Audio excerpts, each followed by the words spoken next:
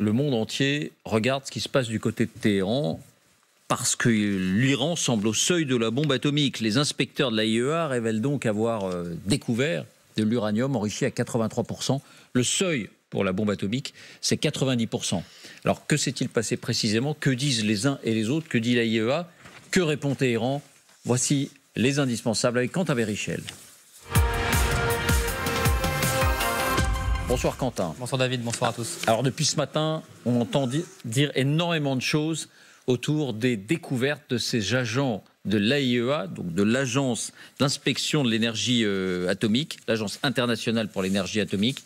Qu'ont-ils découvert? Eh bien, les enquêteurs de l'agence ont réalisé il y a un mois une inspection, comme ils le font régulièrement, même si c'est plus difficile.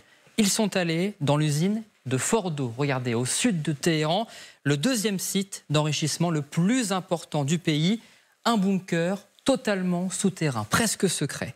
Ils ont découvert des particules d'uranium enrichies à 83,4%. Alors pourquoi ce chiffre est important? En novembre, on l'avait déjà évoqué ici, on avait appris que l'enrichissement d'uranium iranien avait passé le seuil des 60%, suffisant déjà pour créer une bombe sale. Mais le seuil important, c'est 90%. David, c'est à partir de ce seuil qu'on peut créer une bombe atomique. En 3 mois seulement, donc très rapidement, presque de manière exponentielle, l'Iran est aujourd'hui donc toute proche d'atteindre ces 90%. Alors les premiers à sonner l'alerte, comme toujours, ce sont les Américains. Ce n'est qu'une question de jours, désormais, selon eux, pour que l'Iran n'arrive à ce seuil atomique. Écoutez Colin Kahl, le secrétaire adjoint américain de la Défense. Iran's nuclear progress since we left the JCPOA has been remarkable.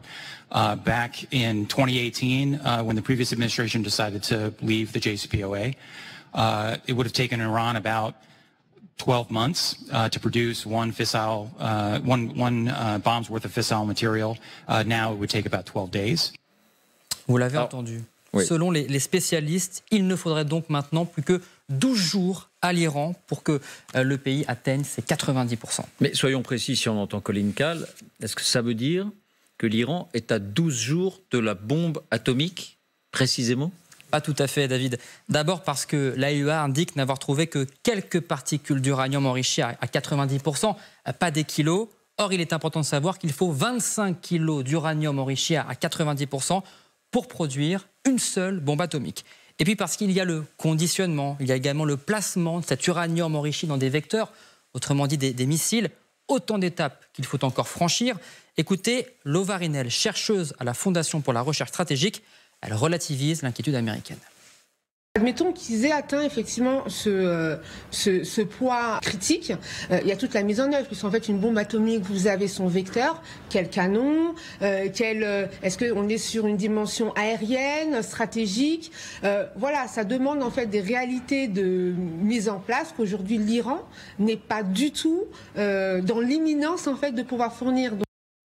Alors que faut-il comprendre dans cette imminence? Eh bien pour Lova Rinel, c'est une question d'années, mais pour d'autres spécialistes, ce n'est qu'une question de mois. Et qu'ont répondu d'un mot les Iraniens sur, disons, leur dissimulation de cet enrichissement poussé très haut de l'uranium?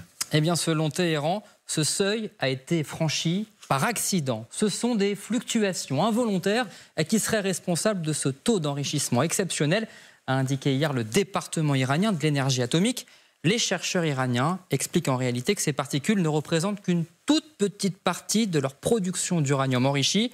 Le pays nie donc vouloir se rapprocher de ces 90% d'uranium enrichi et dément toujours vouloir se doter de l'arme nucléaire. Merci Quentin. Quelques mots à chacun d'entre vous, parce que l'heure tourne, mais beaucoup de bruit pour rien, où il y a de quoi s'inquiéter quand même, Sylvie. Oui, il y a toujours de quoi s'inquiéter, mais le patron de la CIA, il y a quelques jours, dans une interview à CBS, a dit qu'il n'y avait pour l'instant aucun signe qu'une décision avait été prise par les Iraniens d'aller plus loin dans leur programme nucléaire. Donc tout ça est regardé de très près. Et bien sûr, il y a ces déclarations de ce responsable de la défense américain, mais je crois que pour l'instant, c'est un jeu encore diplomatique qu'il faut surveiller de très près, mais je ne crois pas. Retenez-moi ou je fais un malheur. Et oui, et alors Zelensky en a parlé de cette possibilité à Munich il y a 10 jours, en effet, en disant l'Iran pourrait se mettre la Russie pourrait livrer à l'Iran de l'uranium pour le remercier, parce que l'Iran livre des drones à la Russie qui sont utilisés pour attaquer l'Ukraine. Mais je crois que ça, c'était aussi un jeu pour faire pression sur les Israéliens, parce que l'Ukraine voudrait qu'Israël lui livre un système de défense antiaérien qui n'est pas encore livré, parce qu'Israël est très prudent dans à cause de tout ce qui se passe dans la région. Enfin, je ne vais pas rentrer dans ces détails. Mais voilà, il y a aussi beaucoup de pression diplomatique et de jeux diplomatiques. Vincent, est-ce qu'il y a un doute que l'Iran souhaite fabriquer la bombe atomique ? Il n'y a pas de doute sur le fait que l'Iran veut être traité avec les égards dus à un pays du seuil, c'est-à-dire un pays qui, lorsqu'il l'aurait décidé, pourrait assembler les éléments du kit. En revanche, je me souviens très bien qu'il y a 20 ans, je dis bien 20 ans, les autorités israéliennes envoyaient en France, à l'époque je couvrais le conflit israélo-palestinien pour l'Express, des experts, des stratèges, des scientifiques, des analystes, pour nous expliquer que la bombe nucléaire iranienne serait prête hier matin. C'était il y a 20 ans. Donc, indépendamment du fait que l'ayatollah Khomeini, donc l'autorité suprême du régime, rappelle à chaque sermon à peu près que le Coran interdit la confection d'une bombe atomique, on n'est pas obligé de le croire évidemment, indépendamment des écueils techniques, notamment liés aux vecteurs. Parce que le Pakistan a la bombe atomique. Oui, mais la lecture religieuse n'est pas la même chez les chiites et chez les sunnites. Et à Téhéran, évidemment. Et donc, indépendamment des écueils techniques qui ont été rappelés tout à l'heure, je pense vraiment que l'obsession historique iranienne, mais c'était vrai sous le Shah, c'est d'avoir son rond de serviette au banquet des superpuissances régionales et d'être traité avec ça. Et à mon sens, l'arme nucléaire fait partie de l'équation iranienne en la matière. La menace de d'avoir la bombe atomique ou la bombe atomique? La menace, la capacité de l'avoir. Monnaie d'échange. Donc, vous aussi, Jean-Claude? Oui, moi je pense que lorsqu'on regarde l'histoire iranienne, il y a une vraie volonté depuis 40 ans d'accéder au rang des plus grands. On l'a vu à l'époque, on a vu comment ça s'est terminé avec Carter, comment est-ce que le Shah a été chassé, comment l'ayatollah a été encensé. Donc il y a une vraie volonté. À côté de cela, et je rejoins en cela ce que disait Sylvie Kaufmann, je pense qu'il y a aussi une volonté en ce moment de dire il y a un certain nombre de choses qui vont se décider, chacun doit prendre son camp. On a bien compris qu'il y aura d'un côté les Russes et les Iraniens. C'est une façon de dire aussi à Washington, parce que le docteur Kahl a été assez clair, mais on sait bien qu'il a une tendance, j'ai envie de dire, il est plutôt démocrate, et c'est une façon de dire aux républicains, à tous ceux qui seraient réticents, choisissez votre camp, attention à ne pas prendre des responsabilités inconsidérées, et donc tout le monde doit rentrer dans le rang. N'oublions pas, et ça n'a l'air de rien, mais ça va aussi peser, nous sommes au mois de mars, il y a une élection présidentielle, en fait les primaires vont commencer,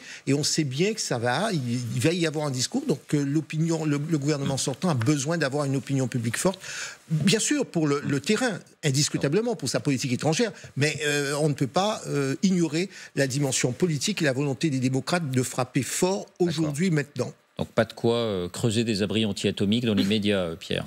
Oui, alors on a quand même en Israël Benjamin Netanyahou qui était vent debout à l'époque de Barack Obama contre l'accord sur le nucléaire qui avait été conclu avec l'appui des Russes également, appui qui n'est plus exactement le même puisque les Russes ont besoin d'un certain nombre d'armements venant d'Iran, et Benjamin Netanyahou en était venu à affronter même verbalement ou à, comment dirais-je, commettre des fautes diplomatiques vis-à-vis de Barack Obama, tellement il était remonté contre cela.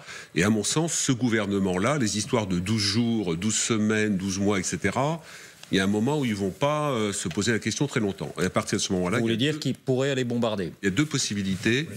Une attaque comme celle qui a eu lieu il y a plusieurs années, avec l'introduction d'un virus via d'ailleurs Stuxnet, via d'ailleurs des services informatiques russes qui avaient été pollués, dit-on, par les Américains, les services secrets américains et israéliens, et les Russes ne le savaient pas et ont assuré la maintenance du programme informatique iranien destiné au nucléaire, et ça a complètement bousillé une partie du programme iranien. Donc on peut avoir des attaques de cette nature-là pour casser le système, mais compte tenu du centre de gravité du gouvernement actuel en Israël, qui est quand même très très préoccupant. Le fait d'avoir des frappes ouvertes sur un certain nombre de centres iraniens, ça reste une possibilité.